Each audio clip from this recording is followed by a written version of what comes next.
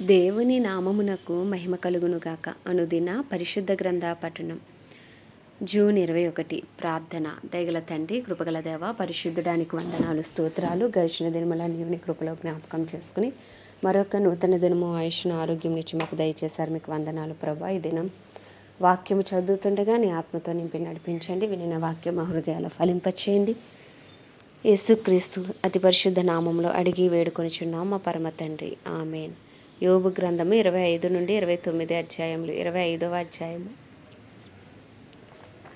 అప్పుడు షూహీయుడైన బిల్దదు ఇలాగున ప్రత్యుత్తరమిచ్చెను: అధికారమును భీకరత్వమును ఆయనకు తోడయున్నవి.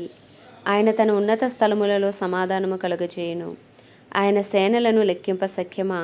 ఆయన వెలుగు ఎవరి మీదనైనను ఉదయింపకుండునా? నరుడు దేవుని దృష్టికి నీతిమంతుడు ఎట్లు కాగలడు? స్త్రీకి పుట్టినవాడు ఆయన దృష్టికి ఎట్లు శుద్ధుడు కాగలడు? ఆయన దృష్టికి చంద్రుడు కాంతి గలవాడు కాడు, నక్షత్రములు పవిత్రమైనవి కావు. మరి నిశ్చయముగా పురుగు వంటి మనుష్యుడు, పురుగు వంటి నరుడు ఆయన దృష్టికి పవిత్రుడు కానేరుడు గదా. అప్పుడు యోబు ఇలాగున ప్రత్యుత్తరమిచ్చెను: శక్తి లేని వానికి నీవు ఎంత సహాయము చేసితివి, బలము లేని బాహువును ఎంత బాగుగా రక్షించితివి. జ్ఞానము లేని వానికి నీవు ఎంత చక్కగా ఆలోచన చెప్పితివి, సంగతిని ఎంత చక్కగా వివరించితివి. నీవు ఎవని ఎదుట మాటలను ఉచ్చరించితివి, ఎవని ఊపిరి నీలో నుండి బయలుదేరినది. జలముల క్రిందను వాటి నివాసుల క్రిందను ఉండు ప్రేతలు విలవిలలాడుదురు. ఆయన దృష్టికి పాతాళము తెరవబడి ఉన్నది, నాశన కూపము బట్టబయలుగా ఉన్నది. శూన్య మండలము పైన ఉత్తర దిక్కున ఉన్న ఆకాశ విశాలమును ఆయన పరిచెను. శూన్యము పైన భూమిని వ్రేలాడే చేసెను. వాటి క్రింద మేఘములు చినిగిపోకుండా ఆయన తన మేఘములలో నీళ్లను బంధించెను. దాని మీద మేఘమును వ్యాపింపచేసి ఆయన తన సింహాసనపు కాంతిని మరుగుపరిచెను. వెలుగు చీకటుల సరిహద్దుల వరకు ఆయన జలములకు హద్దు నియమించెను. ఆయన గద్దింపగా ఆకాశ విశాల స్తంభములు విస్మయమొంది అదురును. తన బలము వలన ఆయన సముద్రమును రేపును, తన వివేకం వలన రాహాబును పగలగొచ్చును. ఆయన ఊపిరి విడువగా ఆకాశ విశాలములకు అందము వచ్చును. ఆయన హస్తము పారిపోవు మహాసర్పమును పొడిచెను. ఇవి ఆయన కార్యములలో స్వల్పములు. ఆయనను గూర్చి మనకు వినబడుచున్నది మిక్కిలి మెల్లనైన గుసగుస శబ్దము పాటిదే కదా. గర్జనలు చేయు ఆయన మహాబలము ఎంతైనది గ్రహింపగలవాడెవడు? 27వ అధ్యాయము. యోబు ఇంకను ఉపమాన రీతిగా ఇట్లనెను: నా ఊపిరి ఇంకను నాలో పూర్ణముగా ఉండుటను బట్టి, దేవుని ఆత్మ నా నాసికారంధ్రములో ఉండుటను బట్టి, నా న్యాయమును పోగొట్టిన దేవుని జీవము తోడు, నా ప్రాణమును వ్యాకులపరిచిన సర్వశక్తుని తోడు, నిశ్చయముగా నా పెదవులు అబద్ధము పలుకుటలేదు, నా నాలుక మోసము ఉచ్చరించుటలేదు.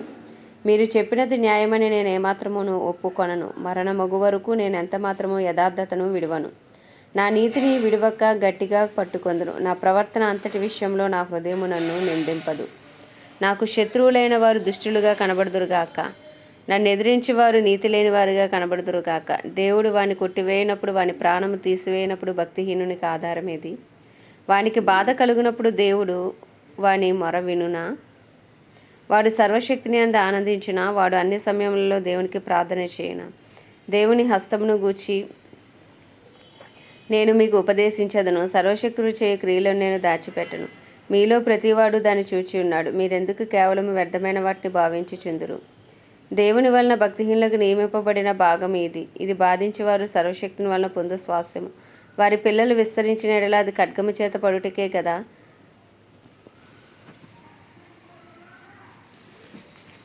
వారి సంతానమునకు చాలినంత ఆహారము దొరకదు. వారికి మిగిలిన వారు తెగులు వలన చచ్చి పాతిపెట్టబడతారు. వారి విధవరాండ్రు రోదనము చేయకుండిరి.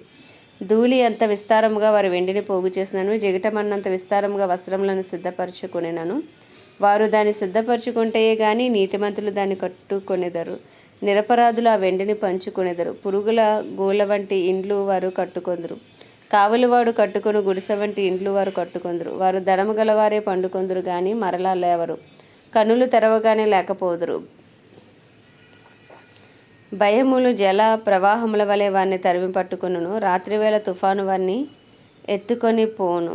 తూర్పుగాలి వారిని కొనిపోగా వారు సమసిపోవుదురు. అది వారి స్థలములలో నుండి వారిని ఊడ్చివేయును. ఏమీయు కరుణ చూపకుండా దేవుడు వారి మీద బాణములు వేయును. వారు ఆయన చేతిలో నుండి తప్పించుకొనగోరి ఇటు అటు పారిపోవుదురు. మనుషులు వారిని చూచి చప్పట్లు కొట్టుదురు, వారి స్థలములో నుండి వారిని చీకొట్టి తోలివేయుదురు. 28వ అధ్యాయం. వెండికి గని కలదు, పుటము వేయు సువర్ణమునకు స్థలము కలదు. ఇనుమును మంటిలో నుండి తీయుదురు, రాళ్ళు కరిగించి రాగి తీయుదురు. మనుషులు చీకటికి అంతము కలగజేయుదురు, గాఢాంధకారములోను మరణాంధకారములోను ఉండు రత్నములను వెదుకుచు వారు భూమి అంతముల వరకు సంచరింతురు. జనులు తిరుగు స్థలములకు చాలా దిగువగా మనుషులు సొరంగము త్రవ్వుదురు. వారు పై సంచరించు వారి చేత మరవబడుదురు. అచట వారు మానవులకు దూరంగా ఉండి ఇటు అటు అల్లాడుచూ ఉండురు. భూమి మీద నుండి ఆహారం పుట్టును, దాని లోపలి భాగం అగ్నిమయమైనట్లుండును. దాని రాళ్ళు నీలరత్నములకు స్థానము, దానిలో సువర్ణమయమైన రాళ్ళు ఉన్నవి. ఆ త్రోవయే క్రూర పక్షికైనను తెలియదు, డేగ కన్నులు దాన్ని చూడలేదు. గర్వము గల క్రూర జంతువులు దాన్ని త్రొక్కలేదు. సింహము ఆ మార్గమున నడవలేదు. మనుషులు స్ఫటికము వంటి బండను పట్టుకొందురు, పర్వతములు వాటి కుదుళ్ళ సహితము బోర్లదోయుదురు. బండలలో వారు బాటలు కట్టుదురు, వారి కన్ను అమూల్యమైన ప్రతి వస్తువును చూచును. నీళ్లు ఒడిగిలిపోకుండా వారు జలధారలకు గట్టు కట్టుదురు. మరుగే ఉన్న వస్తువును వారు వెలుగులోనికి తెప్పించుదురు. అయితే జ్ఞానం ఎక్కడ దొరుకును? వివేచన దొరుకు స్థలం ఎక్కడ ఉన్నది? నరులు దాని విలువను ఎరుగరు. ప్రాణులున్న దేశంలో అది దొరకదు. అగాధము అది నాలో లేదనును, సముద్రము నా యొద్ద లేదనును. సువర్ణము దానికి సాటి అయినది కాదు, దాని విలువ కొరకై వెండి తోచరాదు. అది ఓఫీరు బంగారమునకైనను విలువగల గోమేధికమునకైనను నీలమునకైనను కొనబడినది కాదు. సువర్ణమైనను స్ఫటికమైనను దానితో సాటి కావు. ప్రశస్తమైన బంగారు నగలకు ప్రతిగా అది ఇయ్యబడదు. పగడముల పేరు ముత్యముల పేరు దాని ఎదుట ఎత్తనేకూడదు. జ్ఞాన సంపాద్యము కెంపుల కన్నా కోరదగినది. కూషు దేశపు పుష్యరాగము దానితో సాటి కాదు, శుద్ధ సువర్ణమునకు కొనబడినది కాదు. అట్లయిన జ్ఞానం ఎక్కడి నుండి వచ్చును? వివేచన దొరుకు స్థలం ఎక్కడ ఉన్నది? అది సజీవులందరి కన్నులకు మరుగై ఉన్నది, ఆకాశ పక్షులకు మరుగు చేయబడి ఉన్నది. మేము చెవులారా దాన్ని గూర్చిన వార్త వింటిమని నాశనమును మరణమును అనును. దేవుడే దాని మార్గమును గ్రహించును, దాని స్థలము ఆయనకే తెలియను. ఆయన భూమి అంతముల వరకు చూచుచున్నాడు, ఆకాశము క్రింది దాని అంతటినీ తెలుసుకొనుచున్నాడు. గాలికి ఎంత బరువు ఉండవలనని ఆయన నియమించినప్పుడు, ప్రమాణమును బట్టి జలములకు ఇంత కొలత అని ఆయన వాటిని కొలిచి చూచినప్పుడు, వర్షమునకు కట్టడి నియమించినప్పుడు, ఉరుముతో కూడిన మెరుపునకు మార్గం ఏర్పరిచినప్పుడు, ఆయన దాన్ని చూచి బయలుపరిచెను, దానిని స్థాపన చేసి దాన్ని పరిశోధించెను. మరియు యెహోవా యందలి భయభక్తులే జ్ఞానమనియు, దుష్టత్వము విడిచుటయే వివేకమనియు ఆయన నరులకు సెలవిచ్చెను. 29వ అధ్యాయము. యోబు ఇంకొకసారి ఉపమాన రీతిగా ఇట్లా నేను పూర్వకాలమున ఉన్నట్లు నేనున్న ఎడల ఎంతో మేలు, దేవుడు నన్ను కాపాడుచుండిన దినముల్లో ఉన్నట్లు నేనున్న ఎడల ఎంతో మేలు. అప్పుడు ఆయన దీపము నా తలకు పైగా ప్రకాశించెను, ఆయన తేజం వల్ల నేను చీకటిలో తిరుగులాడుచుంటిని. నా పరిపక్వ దినములలో ఉండినట్లు నేను ఉండిన ఎడల ఎంతో మేలు. అప్పుడు దేవుడు రహస్యము నా గుడారమునకు పైగా ఉండెను, సర్వశక్తుడు ఇంకనూ నాకు తోడై ఉండెను. నా పిల్లలు నా చుట్టూ ఉండిరి, నేను పెట్టిన అడుగెల్లా నేతిలో పడెను. బండ నుండి నా నిమిత్తము నూనె ప్రవాహముగా పారెను. పట్టణపు గుమ్మమునకు నేను వెళ్ళినప్పుడు, రాజవీధిలో నా పీఠము సిద్ధపరచుకొనినప్పుడు, యవనులు నన్ను చూచి దాగుకొనిరి, ముసలివారు లేచి నిలవబడిరి. అధికారులు మాట్లాడుట మాని నోటి మీద చేయి వేసుకొనిరి, ప్రధానులు మాట్లాడక ఊరుకొనిరి. వారి నాలుక వారి అంగిలికి అంటుకొనెను. నా సంగతి చెవినబడిన ప్రతివాడు నన్ను అదృష్టవంతునిగా ఎంచెను. నేను కంటబడిన ప్రతివాడు నన్ను గూర్చి సాక్ష్యం ఇచ్చెను. ఏలయనగా మొరపెట్టిన దీనులను, తండ్రి లేని వారిని, సహాయము లేని వారిని నేను విడిపించి తిని, నశించుటకు సిద్ధమై ఉన్నవారి దీవెన నా మీదకి వచ్చెను. విధవరాండ్ర హృదయమును సంతోషపెట్టి తిని, నేను నీతిని వస్త్రముగా ధరించుకొని ఉంటిని గనుక అది నన్ను ధరించెను. నా న్యాయ ప్రవర్తన నాకు వస్త్రమును పాగాయు ఆయను. గ్రుడ్డివారికి నేను కన్నులైతిని, కుంటివారికి పాదములైతిని, దరిద్రులకు తండ్రిగా ఉంటిని, ఎరుగని వారి వ్యాజ్యమును నేను శ్రద్ధగా విచారించి తిని, దుర్మార్గుల దవడ పళ్ళను ఓడగొట్టి తిని, వారి పళ్ళలో నుండి దోపుడు సొమ్మును లాగివేసి తిని. అప్పుడు నేను ఇట్లా అనుకొంటిని, నా గూటి యొద్దనే నేను చచ్చెదను, హంసవలే నేను దీర్ఘాయువు గలవాడు నవ్వుదును. నా వేళ్ళ చుట్టూ నీళ్లు వ్యాపించును, మంచు నా కొమ్మల మీద నిలుచును. నాకు ఎడతెగని ఘనత కలుగును, నా చేతిలో నా విల్లు ఎప్పటికీ బలముగా ఉండును. మనుషులు నాకు చెవియొగ్గి నా కొరకు కాచుకొనిరి, నా ఆలోచన వినవలనని మౌనముగా ఉండిరి. నేను మాట్లాడిన తరువాత వారు మారుమాట పలకకుండిరి. గుత్తులుగా నా మాటలు వారి మీద పడెను. వర్షము కొరకు కనిపెట్టినట్లు వారు నా కొరకు కనిపెట్టుకొనిరి, కడవరి వాన కొరకైనట్లు వారు వెడల్పుగా నోరు తెరుచుకొనిరి. వారు ఆశారహితులై ఉండగా వారిని దయగా చూచి చిరునవ్వు నవ్వితిని. నా ముఖ ప్రకాశము లేకుండా వారు ఏమీ చేయలేరు. నేను వారికి పెద్దనే కూర్చుండి వారికి మార్గములను ఏర్పరచుతిని. సేనలో రాజు వలెను దుఃఖించువాని ఓదార్చువాని వలెను నేనుంటిని. ఆమేన్. దేవుడి పరిశుద్ధ వాక్యం మన వినికిడిలో దీవించునుగాక. ప్రార్థన. దయగల తండ్రి, కృపగల దేవ, పరిశుద్ధుడానికి వందనాలు, స్తోత్రాలు. జీవాధిపతి, న్యాయాధిపతి, మృత్యుంజయుడా, మహాగణుడా, మహిమా ఘనతకు అర్హుడవు, యోగ్యుడవు, పూజ్యుడవు, కృపను చూపుటకు ఐశ్వర్యవంతుడవు, కృపా సత్య సంపూర్ణుడవు, దేవానికి వందనాలు, స్తోత్రాలు, స్తుతులు నాయన. గొప్ప దేవుడా, సృష్టికర్తానికే వందనాలు. ఆది అంతంలో ఉన్న దేవ, అల్ఫా ఒమేగా అయిన దేవ, నిన్న నేడు రేపు ఏకరీతిగా ఉన్న దేవానికే స్తుతులు, స్తోత్రాలు ప్రభా. అయ్యా, మా కొరకు బలి అయిన యేసయ్యా, మిమ్మల్ని స్తుతిస్తున్నాం నాయన. తండ్రితో కూడా ఉండట విడిచిపెట్టకూడని భాగ్యమైనప్పటికీ మా కొరకు రిక్తునిగా నాయన భూమి మీదకి వచ్చి నాయన నీ రక్తంను చిందించి ప్రాణము పెట్టి ప్రభా, మా పాప పరిహారార్థ బలిగా, మా ప్రాయశ్చిత్తార్థ బలిగా నాయన, మా సమాధానార్థ బలిగా నాయన బలి అయిన యేసయ్యా, మీకు వందనాలు, స్తోత్రాలు, స్తుతులు ప్రభా. ఏమిచ్చినా నీ రుణం తీర్చలేము తండ్రి నాయన. గొప్ప దేవుడవు, సర్వశక్తిగల దేవుడవు నాయన. నీకే స్తోత్రాలు. పరిశుద్ధుడా, నీకే వందనాలు. హల్లెలూయా. నీకే స్తుతి ప్రభువా, స్తుతి నాయన. నీ అమూల్యమైన, నిష్కలంకమైన, నిర్దోషమైన నీ రక్తాన్ని ఉదయకాలమును ఆశ్రయిస్తున్నాం ప్రభువా. మా అపరాధములు, మా పాపములు, మా దోషములు, మా అతిక్రమములను ఉదయకాలమును ఒప్పుకొనిచున్నాము నాయన. దయతో క్షమించండి, మన్నించండి ప్రభువా. అయ్యా తండ్రి, నీ రక్తంతో మమ్మల్ని కడగండి, పవిత్రపరచండి, పరిశుద్ధపరచండి, నిందారహితులుగా, నీతిమంతులుగా మమ్మల్ని తీర్చండి నాయన. పరిశుద్ధాత్ముడా, మాలోనికి రండి, మమ్మల్ని బలపరచండి ప్రభువా. అయ్యా తండ్రి, మాలో మీరుండి మమ్మల్ని నడిపించండి నాయన. తెలివి, జ్ఞానం, వివేచన, ఆలోచన మాకు అనుగ్రహించండి. భయభక్తులు మాలో పుట్టించండి ప్రభువా. అయ్యా, నీకే వందనాలు. ప్రార్థనాత్మ, విజ్ఞాపనాత్మ, పరిశుద్ధాత్మ శక్తి అయ్యా మాకు దయచేయండి. ఆత్మానుసారులుగా నడుచుటకు నీ కృపను మాకు అనుగ్రహించండి. అయ్యా, మా ప్రవర్తన అంతటిపై నీ అధికారానికి ఒప్పుకోవడానికి నీ కృప కలుగునుగా కానీ ప్రార్థిస్తున్నాం ప్రభా. వాక్యమే ఉన్న దేవా, నీకు వందనాలు నాయన. అయ్యా, వాక్యమే కృపా సత్య సంపూర్ణంగా మా మధ్యకు వచ్చిన దేవా, మీకు వందనాలు. వినిన వాక్యం మా హృదయాలు ఫలింపచేయండి. వాక్యానుసారమైన జీవితాలు అయ్యా మాకు దయచేయమని వేడుకుంటున్నాం ప్రభా. అయ్యా, నీకే స్తోత్రాలు, స్తుతులు నాయన. అయ్యా, నీ వాగ్దానాలు సొంతం చేసుకోవడానికి కావాల్సిన అయ్యా నిరీక్షణ, విశ్వాసం మాకు దయచేయండి నాయన. ఆసక్తి మాకు దయచేయండి, మమ్మల్ని బలపరచండి. సమృద్ధి వాక్యం మాకు దయచేయండి. అయ్యా తండ్రి, నీకే వందనాలు నాయన. నా ప్రాణమ యెహోవాను సన్నుతించి మనం చేసిన ఉపకారంలో దేనిని మరువద్దన్నావు ప్రభా. అయ్యా, మా జీవితాలు మీరు చేసిన ప్రతి ఉపకారమును బట్టి, మేలును బట్టి మిమ్మల్ని స్తుతిస్తున్నాం ప్రభా. అయ్యా తండ్రి, మేము బ్రతికి ఉన్నామంటే నీ కృప, ఆయుష్ ఆరోగ్యం కలిగి ఉన్నామంటే నీ కృప ప్రభా. నీ కృప కొరకు వందనాలు, స్తోత్రాలు నాయన. దినదినము మీరు చూపుతున్న మీ ఉచితమైన వాత్సల్యమును బట్టి మిమ్మల్ని స్తుతిస్తున్నాం ప్రభా.